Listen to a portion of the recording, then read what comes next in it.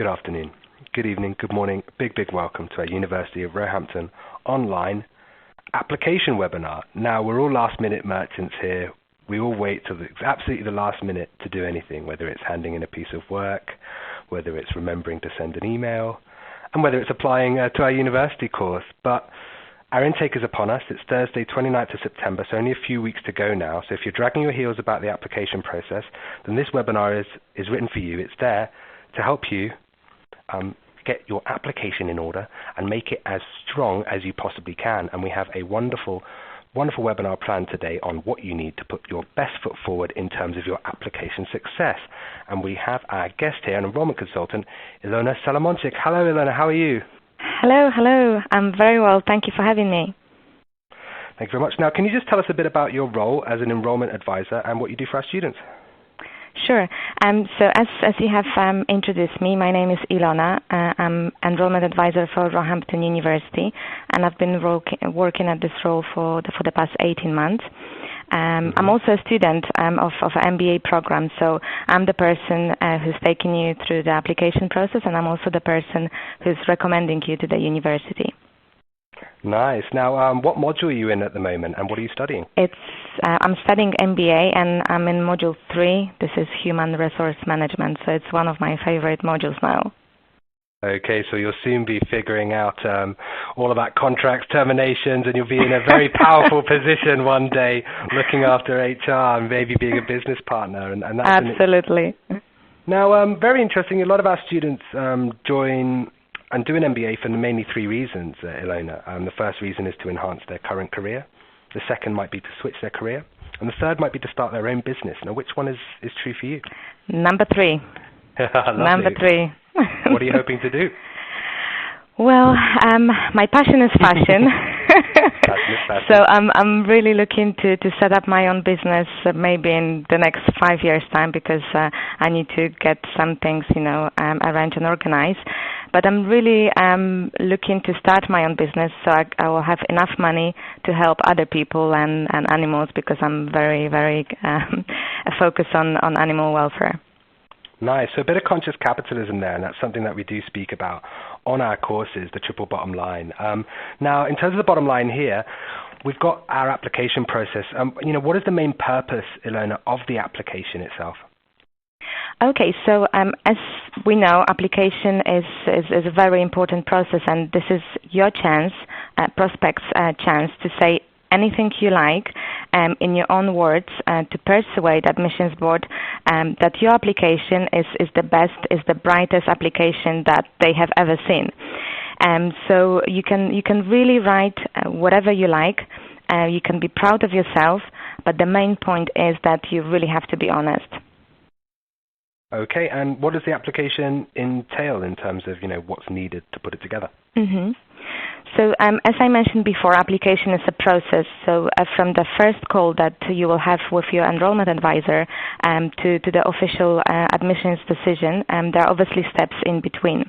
So apart from filling in the online application, a prospect is also required to submit the copy of that identification and also the copy of the highest level of education certification. It's all obviously for the verification reason. Okay, that sounds quite straightforward in terms of applying to most official things that we have to, whether it's a visa or whatever. But this obviously includes your work experience as well. Just we're all very busy, Ilona. How long do each of these steps actually take? Okay, so there is really no specific time that you should spend on each step of the application. But in general, if you know what you want to do, if you know that you want to apply for the program, it shouldn't take you more than 2-3 hours max, really maximum. Documents part is easy. It's just a matter of forwarding them to your EA. The key part of the process is obviously filling in your application. And again, there are no rules. Some prospects are doing that in one. Some prospects are starting the application, the park it, and then they're getting back to it. But really, whatever works for you, you just really need to make sure that it stands out. Okay, that sounds pretty clear then. What is the focus point then? What's the most important element of this application form?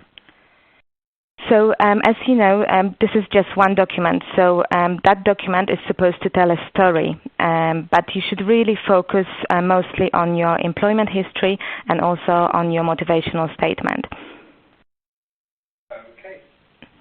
Okay, so we're going to have a little look at that as well. Now, this is an open session, Ilona. If someone has a question to ask you, I know you're here to answer them. So don't be shy, audience out there. There's no such thing as a silly question. If you're slightly concerned or worried about your application process, or you just want a simple piece of information where to go or how to do it better, then just write to us now. You'll see a little blue box next to the presentation that says Ask a Question below Ilona's picture.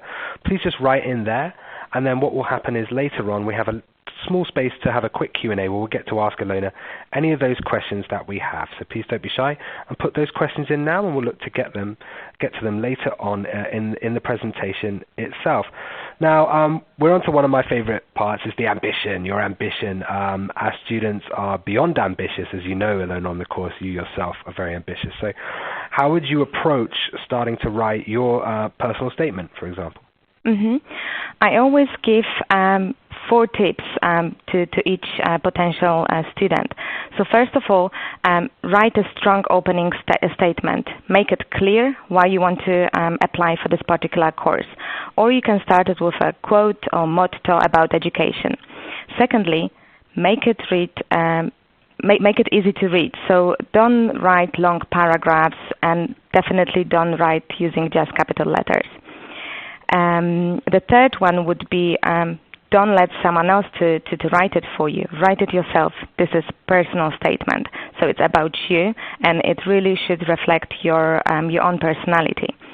And the last one, before you start your own personal statement, if you really still don't know how to do it, just Google it. There are many examples, and you can either use them or you can just base your application on that. Perfect. Now, it is a process. We are an academic institution. What you do is, you obviously do the application form, but then your application is vetted and you have to be admitted. And we have an admissions team for that. Now, what are the admissions teams looking for then in a great personal statement? So, as you know, admissions board is very busy, which means that you really have to grab their attention.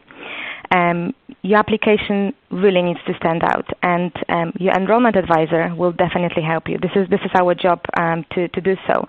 So ask questions. There are no stupid questions. We are here to help, and we're here to make your personal statement interesting. What you need to do, you need to make it reflective, relevant, and very personal. Very nice. Reflective, relevant, and very personal. So it's no time to be shy, really. No time to kind of downplay your achievements. It's really a time to put your best foot forward and kind of showcase yourself and kind of lay out what your personal brand might be as well. Now, what follows ambition is work experience. Now, what is the key then to include when you're filling out your work experience, Ilona? First of all, it should be very detailed, and you should include any work experience or voluntary activity you previously have been doing. So, and especially when it is relevant to the course you are currently applying for. You always have to remember that you need to cover the past 5 years. And you need to make sure that you're very specific while writing about your day-to-day tasks and everyday responsibilities. Okay, now just a bit of background, because it's quite interesting for prospective students to know. Campus education is a bit different from online education. What are the kind of students or the kind of prospective students that are coming to you in terms of their age or their background, industry, country? Who are the Roehampton Online students?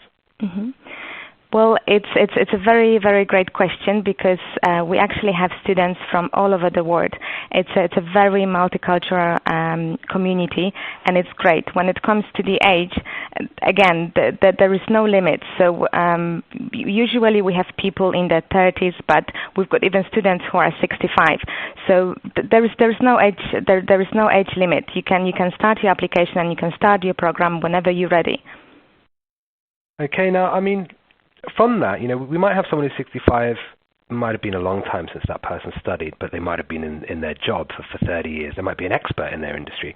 Or we might have other experts in their industry who have, got into apprentices or whatever and worked their way and might not have a formal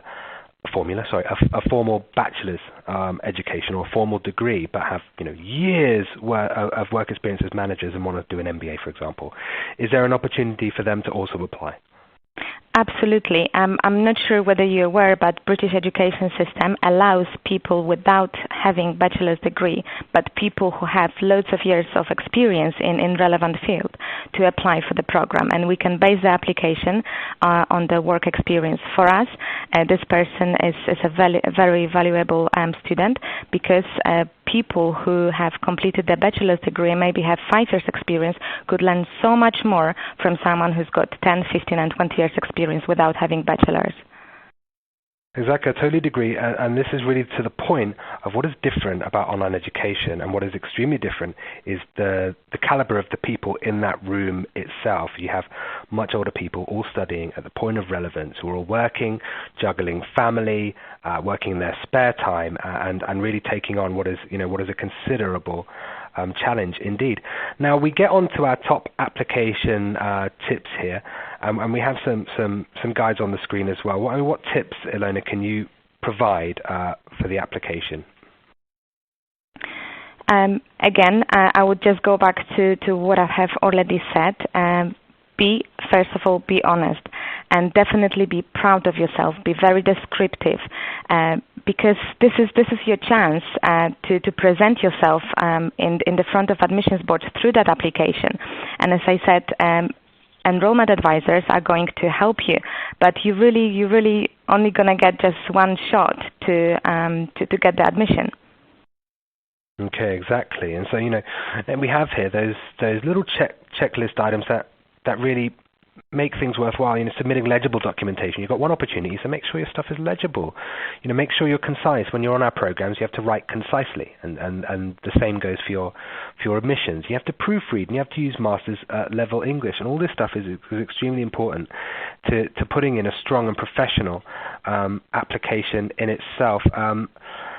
As well. Now, we have to ensure that our students are prepared as well. We don't just give them an application form, start them at university, and then they're not prepared at all for online study. What do we do? What tools do the University of Roehampton Online have to help our prospective students or our new students in their decision? What are the next steps for these students over the coming weeks once they actually fill out an application form and get admitted? Mm-hmm. So first of all, we've got Center for Student Success, this Center for Student Success is going to help you, for example, to learn how to write critical statements. You also have in the first week of your actual class, you will have like a readiness preparation for the actual program. So you will be able to see how the program is going to work. You will be able to see what's required in order to be a successful student. And also you've got your enrollment advisor who will be with you for the first 2 weeks, guiding you on the platform. You will have student support team and also technical support team who will be there in order to help you with other issues if there will be any. Perfect. So there's quite a robust support system to ensure that everyone hits the ground running, so to speak, and that's an excellent opportunity for everyone now to really start hitting the ground running with their application process. So we have a couple of questions that have come in. We don't want to take too many people's time today because it's a very straightforward process, but it's very important that people just remember these few points, Ilona, that you made about putting your best foot forward, about taking the time to write your motivation statement, and about listing your work experience. And if you haven't got the necessarily recent education experience, then you have to be able to illustrate that through your personal statement and through your motivation. Now we have a couple of questions. Thank you very much for Hugo in the back end who's been taking some of those questions and fielding them to us. And I have a few for you, Ilona, today. Interesting, we were discussing this earlier. Why do you require my work experience for this application? I've been working for more than 25 years. How far back should I go? So yes, as I previously explained, it will be sufficient enough if you will just mention the recent 5 years of your experience. If you have been working for 10 years in one position for one company, well, obviously there is no good or bad answer. I said minimum of 5 years. If you have more, we'll be more than happy to accept that. Okay, lovely. Who is the admissions board? Can I elaborate personally on my application with the board? Who's the admission board? Well, obviously these are representatives from University of Roehampton, and I won't be able to provide you with the names, unfortunately. Well, yeah, we have our own admissions team, and I think what's really nice is because you represent a UK institution, we're all quality standard by the QAA, which is the Quality Assurance Association, which governs all UK institutions. It's totally independent. So our admissions process has to stand up to that rigor, and we have to be ensuring that we only let people in who are qualified and capable to do the program. Wouldn't you say that's correct, Ilona? So we have another question here. I do not have any academic background, but 20 years of work experience. How much chance is there that I can be admitted? It really depends on your application. If the quality of your application really determines the outcome of the admissions committee decision. So once enrollment advisor checks your eligibility and recommends you for admissions, the final decision will be based on the quality of your application. So if you make really good application, and obviously it's honest and it shows all your skills and quality as a future student, you will cover subjects like in your motivational statement, why are you looking to study the program, and you will also cover how do you want to utilize that master's degree. There are massive chances for you to be admitted. If obviously you cover other aspects like sending all your documentation. Perfect. We had an interesting question. I mean, I know the answer to this. I would like to know if you've had an Angolan student before, and if the certificate or the diploma he earned, or the master's degree that he earned from your school is accepted or recognized by the Angolan government. Now, I mean, that's very specific, Angola, but I'm pretty sure we have students from all around the world. I'm very sure we have students from Angola as well, having many for the webinar. Now, we often get this question in terms of online accreditation being recognized by particular government institutions, but what we find is the majority of governments, I think you'd agree, Ilona, do accept online education, but really it's about the large multinational corporations and the companies accepting online education, because even if your government might not formally recognize online education, the big multinationals, Shell, Microsoft, or IBM, or Apple, all of the organizations do support that. Do you find that sometimes an issue for your students, or do you find that isn't a problem at all? Yes, so I couldn't agree more with what Joe has already said. So yes, we do have students from Angola, and we don't really find it to be an issue, because not many people are working for governments, and people try to choose private companies, and as I said, it hasn't been an issue at all so far. Okay, thank you very much. Now, we have some practical steps to go through as well, which I'd like to just go through quickly with the prospective students today, so they kind of understand the timelines of their application as well. So we're discussing, Ilona, inquiry. An inquiry is about sending your enrollment advisor, Ilona or someone else, your CV, academic certificates. Your proof of identification is important as well. You have to discuss these options and have a nice discussion about how to put your best foot forward. And then what you do is you end up choosing your program of interest and start date. Many of you might be umming and ahhing whether to do an MBA or a management project management degree, for instance. And now's the time to kind of make that decision so that you can put that into your goals and objectives for your motivation statement. And then you go on and you actually apply, and that's what we've been discussing today. You write your ambition statement, you submit it to your enrollment advisor, and of course what that's going to do is that's going to go to the admissions team. And we have an online application on our website as well. Ilona, how easy is the online application as well? Is that just a form through a web browser, or do you need any separate kind of software or anything for that? You don't need anything extra. That application opens in loads of different programs and browsers, so it's very simple, very easy to fill in. Nothing difficult. And I do assume, because I didn't ask this question earlier, I do assume I can walk away from it go out for dinner, come back and finish it later. Is that correct? Absolutely, although I do recommend you to fill it in one go.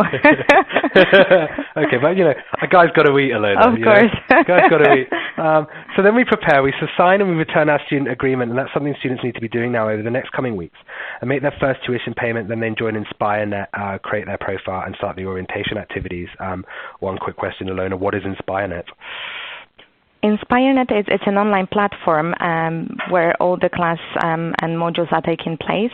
So this is the platform that you are going to log in if you want to access literally your class, if you want to make a post, if you want to communicate with your fellow students, if you want to communicate with your tutor, if you want to submit your assignment. So basically, this is an online platform that allows us to make our programs online.